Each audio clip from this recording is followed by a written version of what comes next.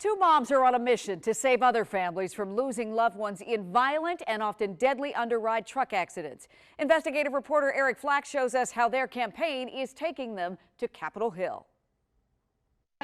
Megan, you've been videotaping me all night. She was a shining star. Mary was the youngest, the baby of the family. When he say he had an accident and he's dead. Our Big Rigs, Big Risks investigation began last summer, documenting the heartbreaking stories of families devastated by violent truck underride accidents. They are one of the most horrific and devastating accidents on our highways. Rear and side underride collisions happen when a passenger vehicle slides under the rear or side of a tractor trailer in a crash, often crushing or decapitating the people inside. And it was like, I wish it would have been me instead of them, that they had their whole lives ahead of them. 5 years ago, Marianne Carth lost two of her daughters, 17-year-old Annaleah Carth and her 13-year-old sister Mary, in a rear underride accident. She was a gift from above, and it's taken its toll on the whole family not having her here. It took many, many years to even keep moving forward for us. Lois Durso's heartache comes from a violent side underride accident that claimed the life of her 26-year-old daughter Roya years earlier, the painful memory always with her. And the rear wheel trapped it and dragged it for a while, and all the while it was crushing her. The way the law is written right now, tractor trailers are required to have rear guards, and research show they help the chances of survival during an underride accident. But the nonprofit Insurance Institute for Highway Safety says the 20-year-old regulations are outdated and the rear guards don't always hold up. There are no laws requiring side guards of any kind on tractor trailers, something IIHS says would also save lives. People are dying and they don't understand the risk.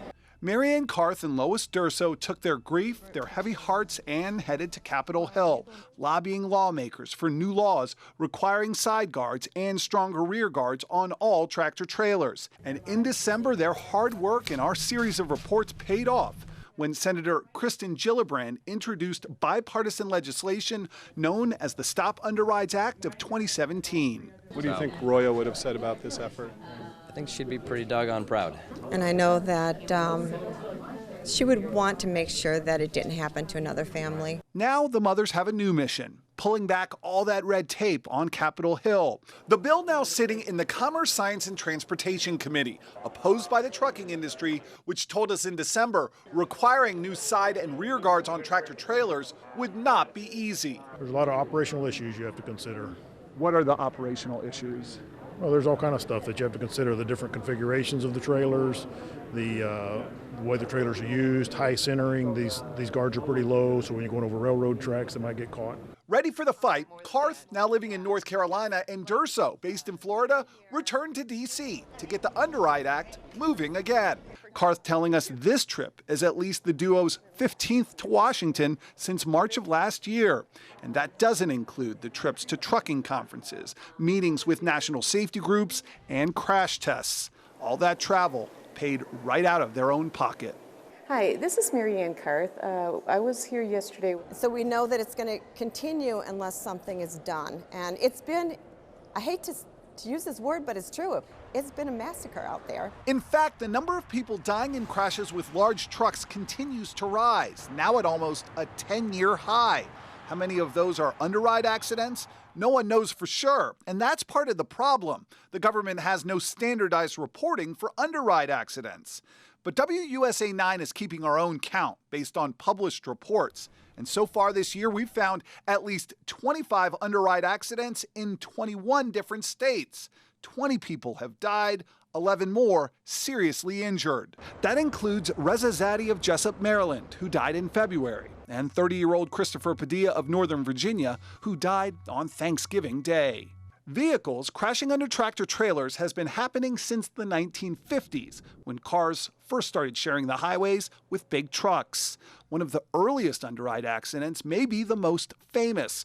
Hollywood starlet Jane Mansfield died in a gruesome underride accident outside New Orleans in 1967. Her death is what first motivated advocates to push for stronger underride guards on the back of trucks. In fact, some still call those underride bars Mansfield bars.